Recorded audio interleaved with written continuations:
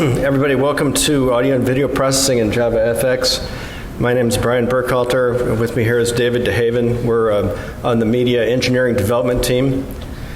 So again, welcome and thanks for taking time out of your schedule to drop in today. First, a little bit disclaimer about the title is that it would be better if the word processing wasn't in there. So it's, we don't really do any processing per se, but this is audio and video in JavaFX. We got a little exuberant. Okay, this is our message from Oracle legal staff. Don't believe anything we're going to tell you. No, in any case, this is the disclaimer. So here's our agenda today. Going to go over some background material on FX Media. May I just see out of curiosity, how many people have actually used FX Media? No one? Two, three? And obvious 4? There's another one. Okay, that's good. So most of you, I guess, are interested but haven't actually touched it yet. So that's good. Then we're going to go over what we added in our most recent public release, 2.2, what we're working on for the next one, which jumps to the 2 to the 3rd instead of just going to 3.0. We don't know why either, but that would be FX8. Then we have a very brief part on FX Media coding best practices, because we promised to do that in the abstract. Then there's some demonstrations, and we'll leave some time at the end for Q&A or general discussion, diatribes, requests, whatever. All right, so first thing is media architecture. So to give some background on what the structure of the package is. We have a multi-level stack here that you would see primarily through javafx.scene.media. That's in the public Java doc for JavaFX. That's the only part that application developers should use. These API classes interact with yet another Java layer below that's ComSun Media, which is used internally by our web node stuff to play media content. Those things, however, should not be used directly. If you do so, that's at your own risk. Then below that, we have a JNI connection that connects the internal Java stuff to our native layer, which is what does all the real work. These intervening layers, the purpose of them is to adapt the design of the FX media interfaces to the behavior of the native layers below, or actually the opposite of that. At the bottom, we have most things sitting on top of this GST platform, which is based on the GStreamer open source package, very mature set of code that was developed initially on Linux and is now running on all kinds of things, including Pandaboard. It's a very active community. I just went to their conference at the end of August, and they're just about to go 1.0. So it's a very stable and solid stack. And that sits on this glib thing, which is a cross-platform version of many common operating system or programming libraries like threading and I/O and all kinds of things like that. Then we have some of our own plugins that plug into GStreamer because it's a pluggable framework, and these are based on different native packages depending on which OS we're on. On Windows we have Direct Show. Linux we use something called libav, which is kind of like the Swiss Army knife of codecs and so on. And on Mac, we use audio converter and VDA decoder packages or interfaces, frameworks, I guess. Also, one particular case on Mac only, we have an OS X platform that we use with a Qt-Kit implementation underneath, and that's to handle some cases that are not really simple to be handled by the GStreamer stack. So at this point, I'm going to pass it over to David. He's going to take some of these next slides. Oops. Wrong way. Wrong way. There we go. So Media API is fairly straightforward. Basically, there's 2 segments. We have audio clip for quick fire and forget, low latency sound playback. I have a demonstration for that later. And the other side of that is the Media API, which is based on media. The JavaFX scene.media is the core of that. And everything else builds on that. And the only actual scene graph portion of that is the media view. So when you're creating your applications, you'll be working with media views and creating media and media players and plugging things together. So we tried to make this as simple as possible, but still, be powerful enough to be useful without having to write thousands of lines of codes.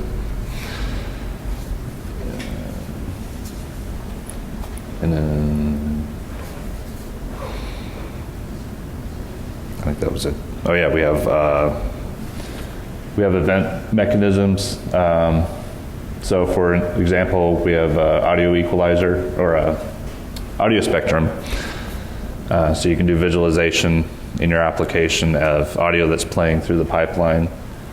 And also there's error feedback on both media view and media player. I believe media also has an error. Yes. And metadata is available directly from the media object, and also, well, actually not on track yet, but we'll get there. We also have programmable markers, so if you want to coordinate aspects of your UI or application with the events that are happening in the media, you can add a marker and set it to fire at a specific time, and it'll go off within a certain amount of time. I think that's it. Next. So we have, basically what I just covered.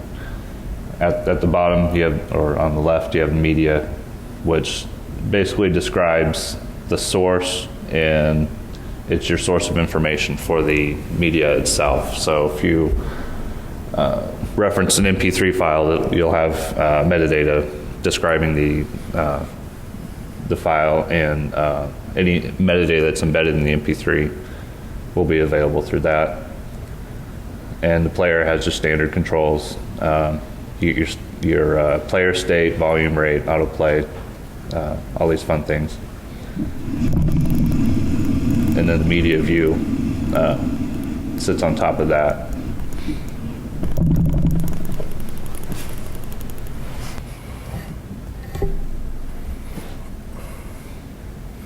And I think this one's yours. Okay. And this is the same thing yet again, emphasizing that when you're creating a play situation in your scene, you're moving outwards in this diagram. You create the media, then you create from that a player. You attach the player to a view. The view is a node in the scene, and that's all part of your stage. So next, go back down to the bottom level. This is mostly applies to the GStreamer sort of pipeline. This is what's actually going on at the native layer. So you have an acyclic graph of objects. You have a source. Then that generally goes to a demultiplexer, which splits into audio and video uncompressed packets. Each of those goes to the respective decoder, and then for audio to the sound device, and for video, we pass that off to the internal Prism rendering engine. So that takes care of sending it via whatever ideally accelerated pipeline there is, or if none of it is available, to a software pipeline for rendering. So let's see.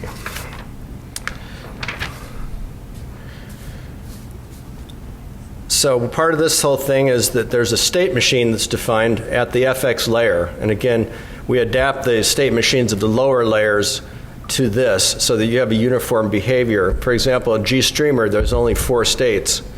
And you can't enter one without crossing whatever the intervening ones are. In our case, we have a state machine that starts with an unknown state, and then when a pre-roll is finished and stuff's ready to happen, this goes into ready state. And all ready state is really paused, but the first time paused is entered. So from that, you can send things to playing, and from playing, you can pause it. You can stop it. Stop it is the same as pausing it and rewinding to the beginning. It may go into a stalled state from playing. That means that there's not enough bandwidth to do the progressive download, so we stop playback while the buffer fills up, and then when there's sufficient data, we resume playing again. Okay, here's yet another diagram of what things look like. This is a JavaFX scene graph overall, and you see that there's the stage is the overall thing that the application has that has the scene in it. and the scene has some content, a part of which is a group, and the group contains all these nodes. Well, at the very bottom there, you see media view as the third item under node. So that's where media fits in all this hierarchy. So the visual representation just ends up being a node in the scene graph. And then there's a little example. I'm going to pass this back to David for a demo as soon as I talk through this slide here. This would be your start method. You pass in a stage, create your scene, name it, and then the part that's interesting for us is create the media object from the source, which is a URI, a string at this point. You create the player from that media object. Here we set it to play automatically. That means that it transitions to the playing state as soon as it's ready without you having to take any action. Then we create the view node from the player and add that into the content group that's part of the scene. And this is enough code to start playing a video. That simple. So I'm going to pass it over here.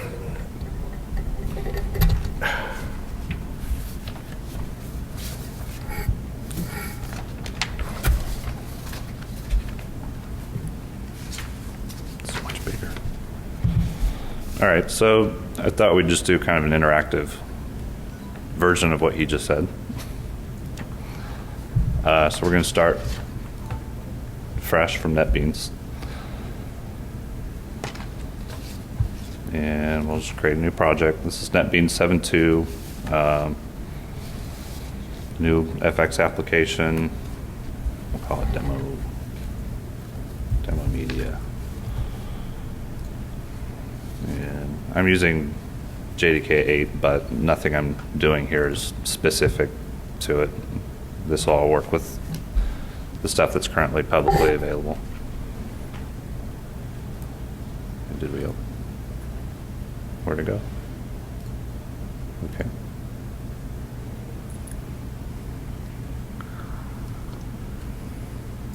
NetBeans is non-cooperative.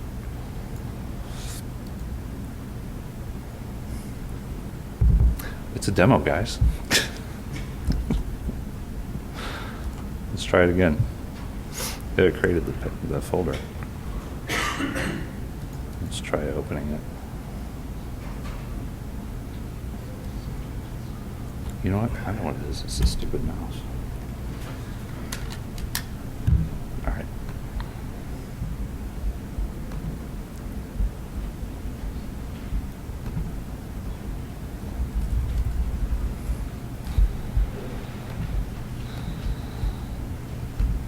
Let's try it again. There it goes. Ah, much better. So when you start a new FX project, you get kind of a pre-baked thing. It's not very interesting. Just creates a button and prints something to stand it out. And hopefully runs. Yeah, happy. So let's get rid of that.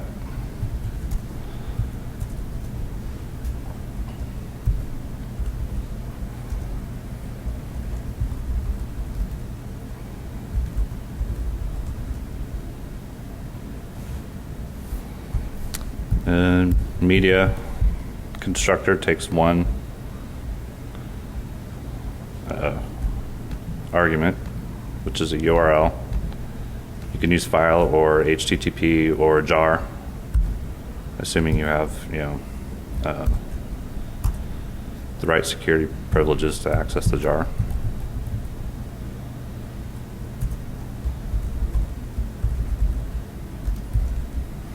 Oops.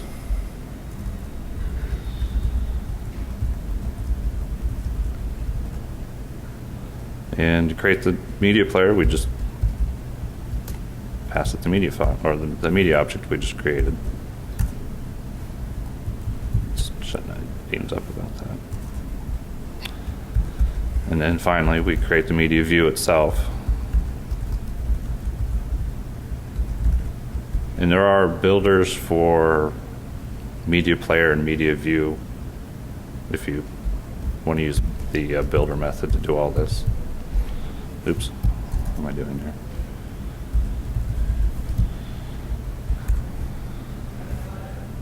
And of course, we have to manage our imports. And then all that's left is to add the view to the scene graph. Oops. Autoplay. Oh, yeah. And because we have no controls, we'll set autoplay to true, so it automatically starts playing as soon as we launch. Is that what's going on? There it is. And there it is. So you'll notice it doesn't scale properly because we haven't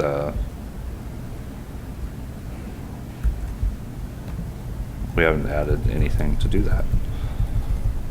So we can fix that by doing root dot what is it, width property dot add listener new validation listener, and that means nicely creates a nice little inner class for us, and we just say the view dot set fit, this is width to root dot get width, and it's going to complain because they're not final. Don't do what I do.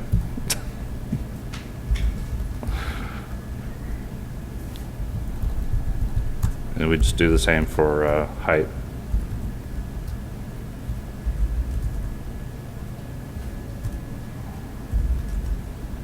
Oops. Control key is in an unfortunate place. Fit height. Root.get height.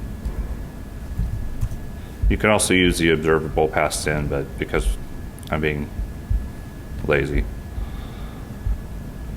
we're not doing it. And now if we run,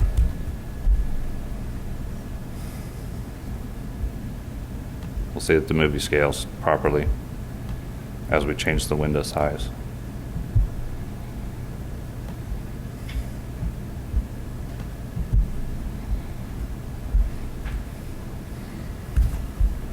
And so that's it. I mean, there's, basically 3 lines of code to set up the media, and then the rest is just standard JavaFX scene graph stuff, and you're up and running.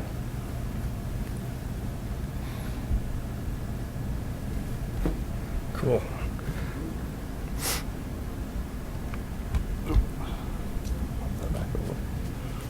Need to switch.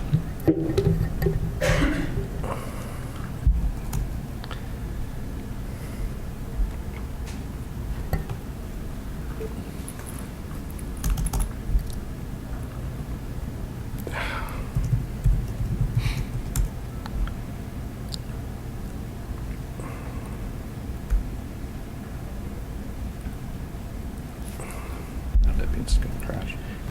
All right, so he just went over that live. 3 lines to get the media going, pretty much.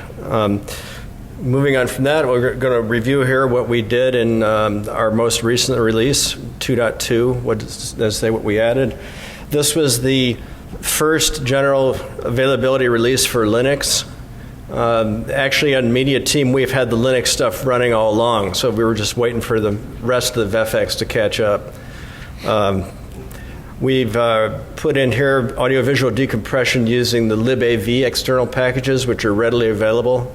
Those have to be installed separately, and the only reason we can't bundle them is the usual stuff about codec problems for IP and so on.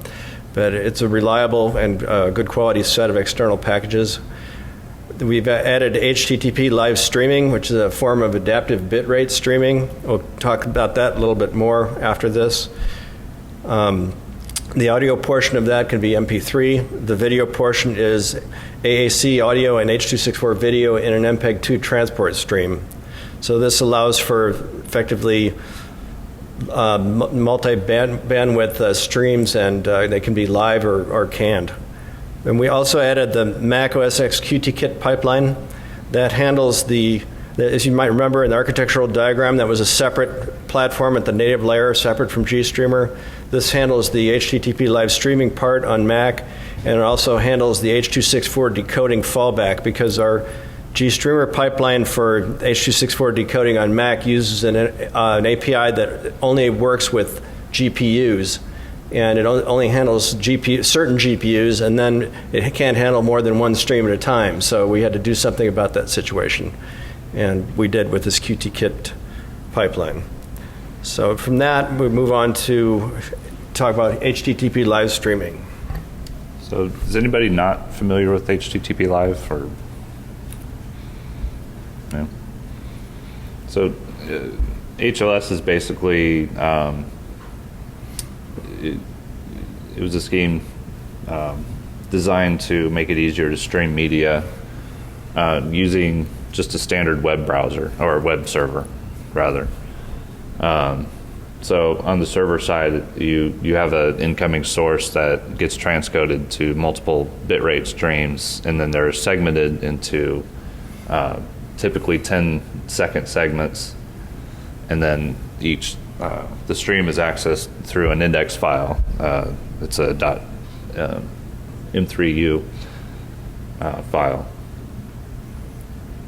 And on the client side, the client is responsible for monitoring how the network latency and bandwidth, and it's responsible for choosing what stream it connects to.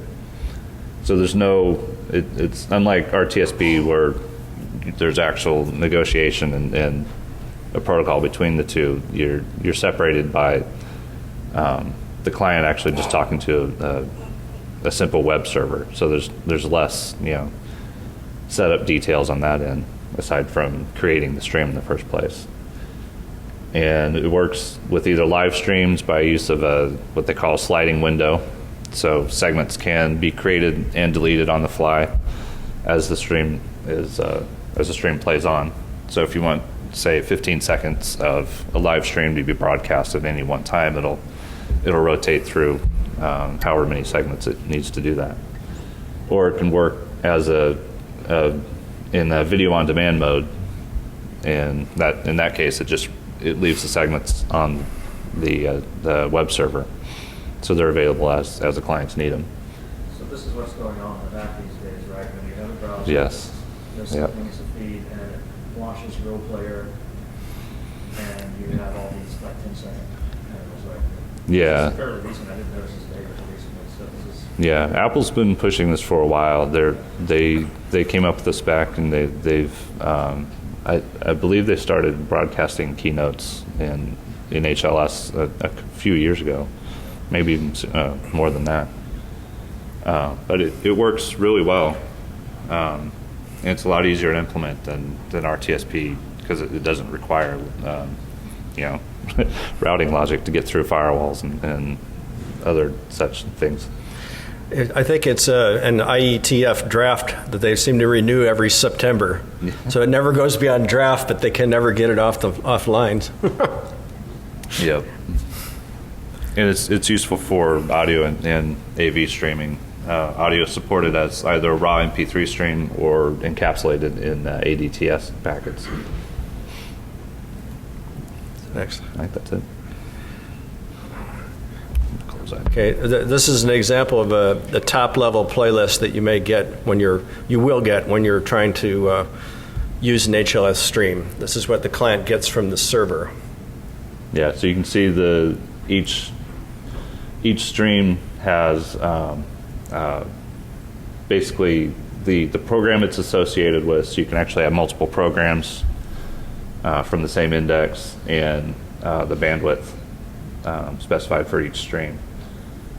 And in this case, they go up in bandwidth from 500 kilobit to 1.1 megabit, roughly, more or less. And in this case, they also scale the video. That's not always the case, but sometimes. This is actually an index to other playlists, which will be even further segmented. probably by bandwidth again. Yeah, so this is, you may have this, like if this was in a file system, you may have this at root, and then this has 4 subfolders or subdirectories, each of which has another M3U file in there. Yeah. And here's an example for Yeah. 720p. And then these indexes get updated in real time by the segmenter, unless it's video on demand, then they're static. So those are all 10-second MPEG-2 transport stream pieces here. Okay, moving on. This is our report card, I guess.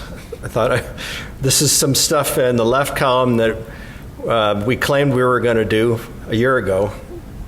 A year ago being October 5th, 2011, instead of the 3rd, almost a year ago.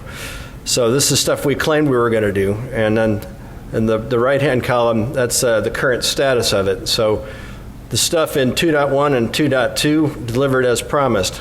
That is to say, HLS that we just discovered, HTTP live streaming, MPEG-4 support, and AAC H.264 encoding support. For our next release, we are in progress implementing audio-visual capture, or recording, as you will, and we're maybe putting in something to support plug-in elements from user plug-in elements, but that's to be determined. Another one that's to be determined is we had Vorbis audio codec. This seems to have become irrelevant now that Opus is pretty much a standard. So we're thinking about the Opus codec instead. Then the other thing, audio synthesizer, that's not on this roadmap at all right now. So in other words, we did some stuff, but not all of it, so we are making progress. In any case, so moving on to FX8, we have some planned features and some prospective features. The biggest one here is recording. That's the one that's gotten the most votes in our JIRA bug database, which you guys should freely contribute to, because we do pay attention to where the reports come from, and the stuff that's come from outside gets higher visibility to us than stuff we find. Then the other things here, I think I'm going to let David run down the rest of these things. So some of the features like accessibility requires multi-track support.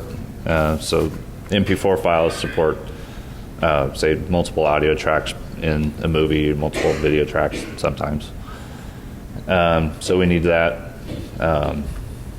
So we'll have language selection available through that. GPU video decoding, we kind of have already. We're always trying to push the boundaries on that. We're trying to move that further up in the rendering pipeline to get it closer to get the compressed data closer to the GPU so that there's less data flow through the stack.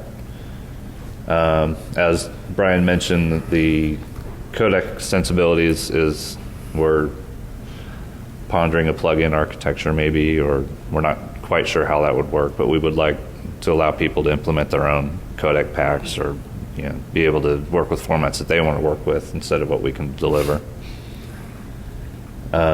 And stream sources is something we have had interest in. This is basically providing, say, a byte stream to a media player instead of having to create a media from a file or HTTP or jar URL. And then media caching. We need to basically,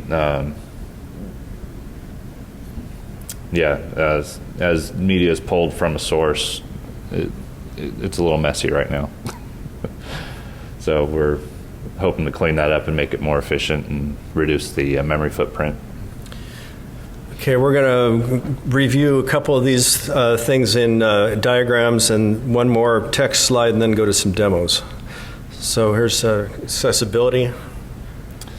So accessibility, basically our primary concern is closed captioning for initially for MPEG-4, because it's got there's a standard defined for that. we were also investigating implementing SMPTE time text, and we'll be providing a consistent mechanism for getting that data from the media as it's played, and also providing some means of rendering it over the media. Most of that's to be determined as of yet.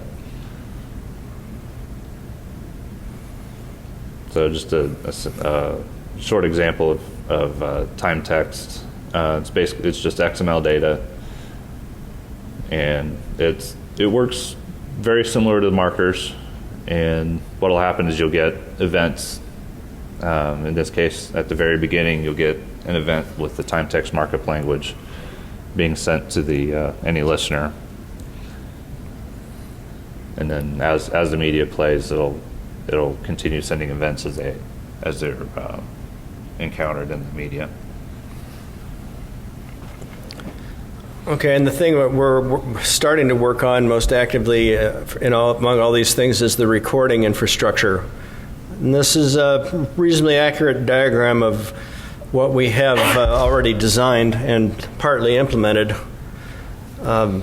We have, starting off, a device manager, an ability to detect which devices are connected to the system, audio and video, and depending on the attributes of those, what attributes of each of those might be. For example, audio, you may have different dimensions. You may have different frame rates for each dimension. You may have the ability to spit out stuff that's compressed or not, or just raw pixels. You may be able to spit out a still image.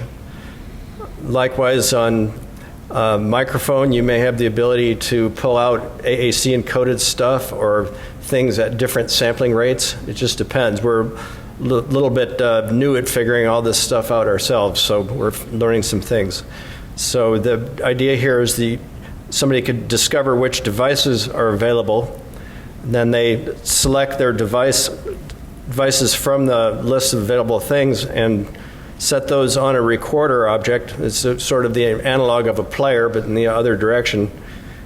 And they can select it to preview the video part and to write the whole thing out in multiplex to an output file. And we're also looking at the moment having a callback to get raw or compressed audio and video packets as well. We're not looking at the moment putting out a multiplex byte stream, however. It's all kind of a function of what we can get at on the platform.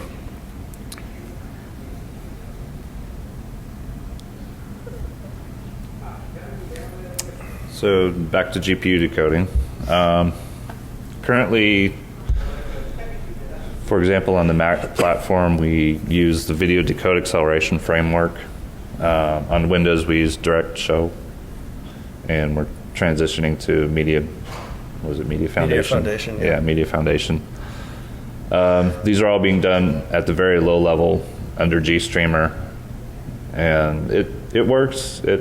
It's beneficial, but it still requires pulling pixels back and pushing them up to the rendering pipeline. So one thing we'd like to do is be able to render directly to a texture and hand that off to Prism and display it directly on the GPU.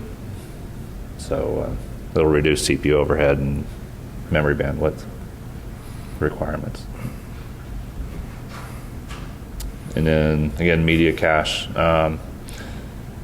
So everything that we pull goes basically through some Java layer. We have to do that for security reasons.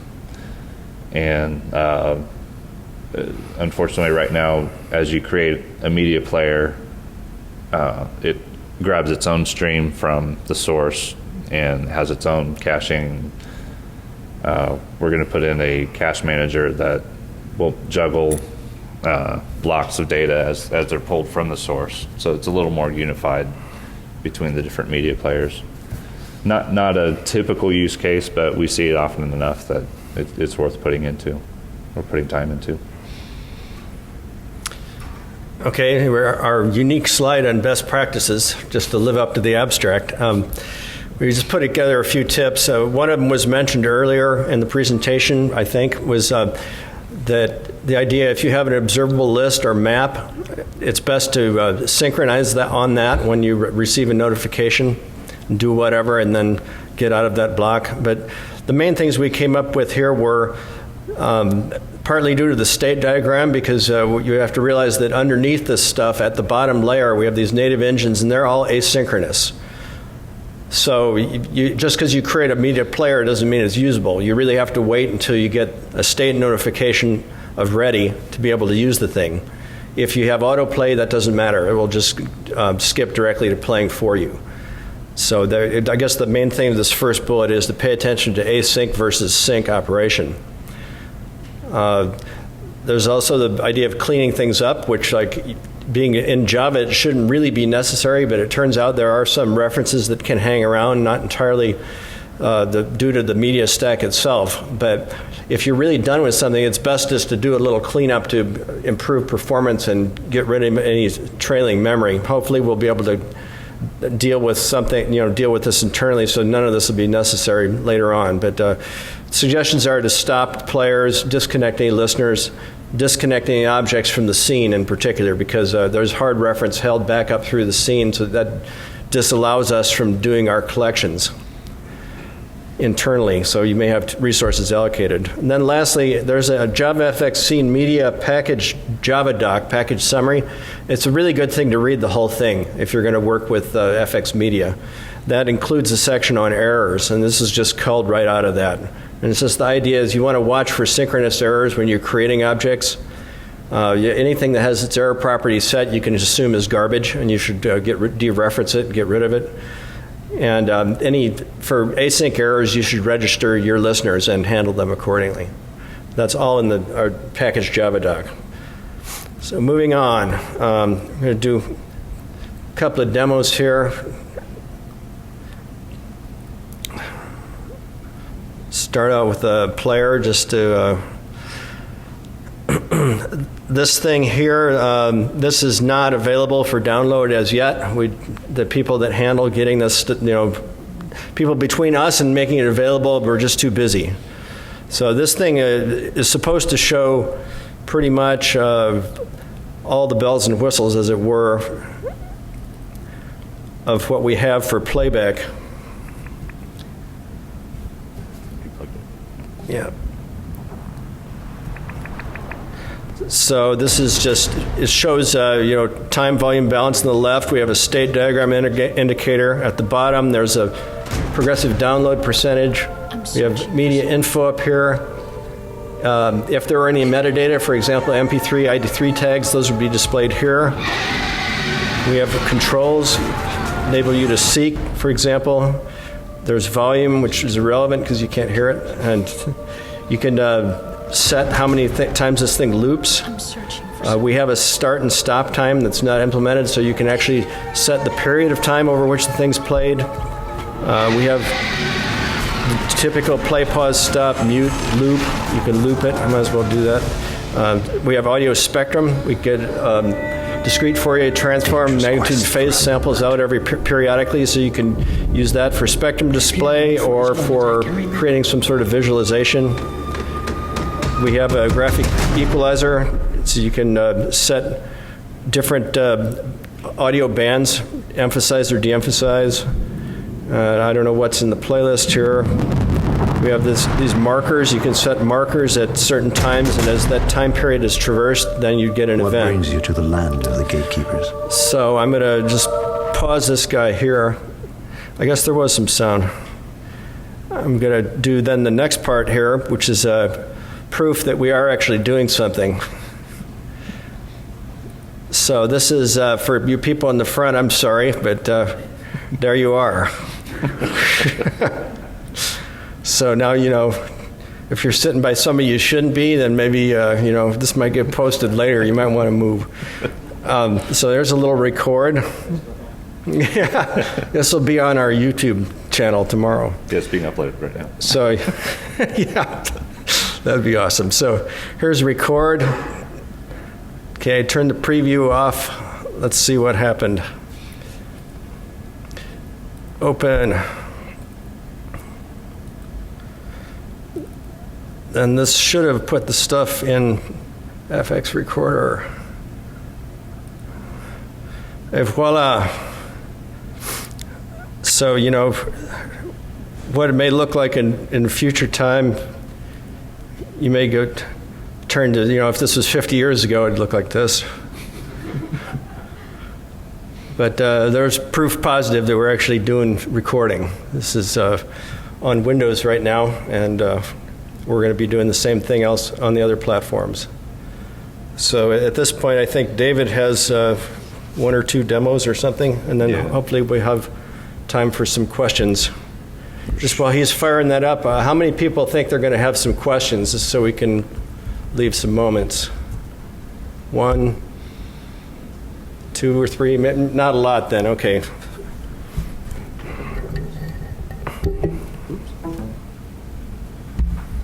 I don't need the audio too. Can't demo audio clip without audio. Okay. So if you're on the Open JFX mailing list, you might be familiar with Jose Martinez. He's been working on a video game written in JavaFX, and he graciously provided us with a build of his game to demonstrate mostly audio clip, but he does actually have some background music running as well. So, can we hear?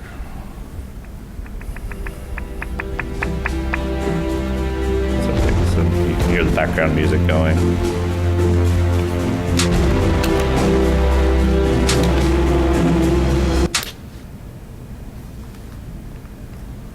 And I'm absolutely terrible at this game, so. See?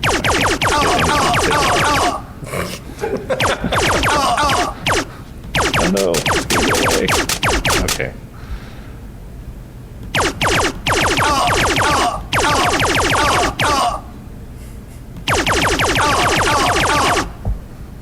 And we've got different weapons, so we can shoot missiles at them, which is always useful. Or even better, we can roast them. Crispy critters. God, walk faster.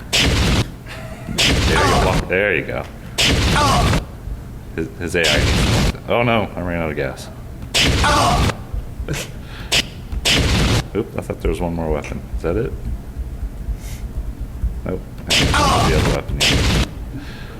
So there you go. We have audio clip and media running in the background.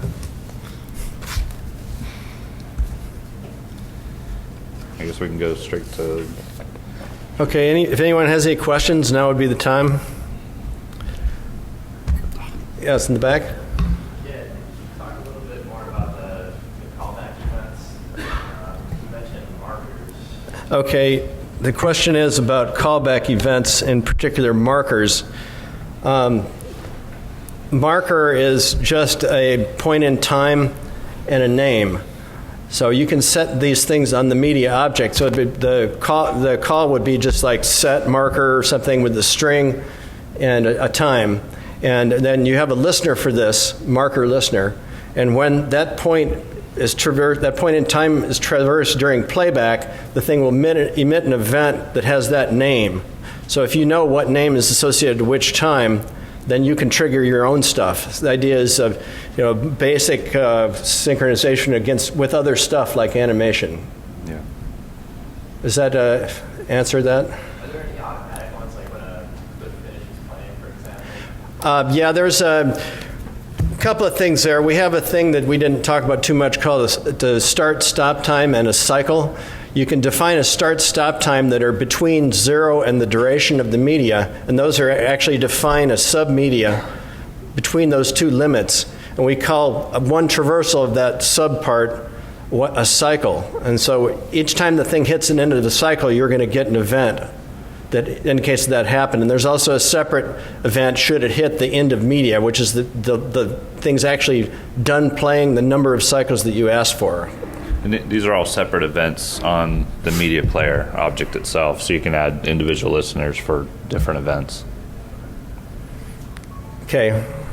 Yeah, I have a question regarding the Are the APIs self-contained, or do you need some pre-installed software? So if I create an application that makes use of video and audio, and I distribute to my clients, do they need something else besides the JDK 8 and JavaFX 8? So as of 7U6, I believe FX is part of it, and we're everything that we have right now is a part of the FX deliverable. So we're in the Java runtime. The only caveat is that because of the IP associated with some of the compression algorithms, there are in certain cases things that you need to install separately, and these are becoming fewer. So on Linux, you have to install libav to do any kind of compressed audio or video decoding. This is, on Ubuntu, this is a standard package. So it's a straightforward thing through Synaptic or whatever. And then on Windows XP, you'd have to install something like main concept. But as of Windows 7 and onward, those decoders are built into Windows, so there's nothing to install. So pretty much it comes down to, in the time frame of FX 8, Java 8, it would only be on Linux. Next. You mentioned the audio clip at the beginning. Could I throw that into my Swing application and just play audio, or do I actually need a JavaFX scene to be able to use that? No, in fact, I've written a lot of test code that just creates an audio clip and plays it. So it doesn't, as far as I'm aware, it doesn't require. You don't need an entire scene graph to be able to just play audio clip. You don't need actually a scene graph to do anything except render the video frames. Yeah. If you have no video frames, then you don't need a media view. That's the only thing that's a node. The rest of the stuff could just be used straight up. Yeah. Yes? Is the media package available in JavaFX Embedded? Is the media package available in FX Embedded? Well, not yet. But we actually have run the thing on BeagleBoard. So, down that avenue, there don't look to be any impediments in terms of the ARM, Beagle, Panda sort of thing. It's mostly a matter of what they decide to do. Yes? On the codec extensibility, is that something that's already planned, or is that just considering the possibility? The question is, how firm are codec extensibility plans? It's up in the air right now. There's issues that we have to resolve internally before we can do that. But it's something we would desperately like to do. Yeah, we would love to do it. Part of the thing is, if you allow people to plug it in, then where does your support issue end? Yeah. It opens up a can of worms there. So, we'd love to be able to have something as wide open as the GStreamer plugins, but it creates a big testing problem, et cetera. And so we'd like to do it, but we don't know yet. Anything else? Going once? Okay. Well, thanks everybody for showing up again, and hope that you find the stuff we've developed to be useful.